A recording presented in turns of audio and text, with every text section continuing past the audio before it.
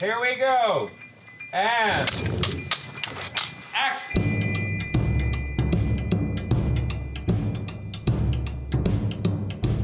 Asteroid City, we wanted a slightly exaggerated desert to set a play. I had a thought that we might find a place that was very, very flat and open and build our rocks and build our town.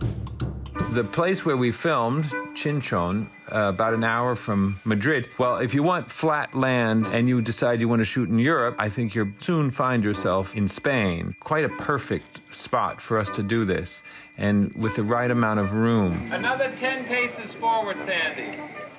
You see that wonderful crackly patch right out there between the dead cactuses and the dried up riverbed? I think so. That's your parcel. We laid it out and we made miniature rocks and we figured it out for the location. We had originally looked at locations. Ultimately, the more time we spent looking at images of different places, the more I started to feel like I wanted a bit of each rather than building it in a real landscape, to instead create a bit of the landscape as part of the play. Lunchtime, line up single file. Lunchtime, line up single file. Lunchtime, line up single file.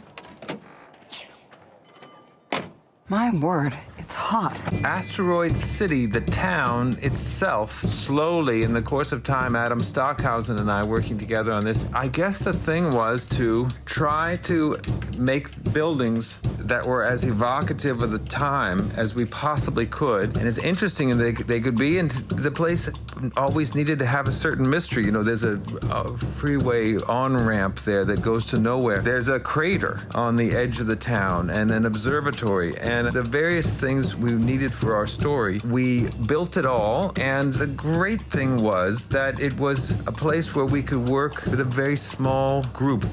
Which way did he go?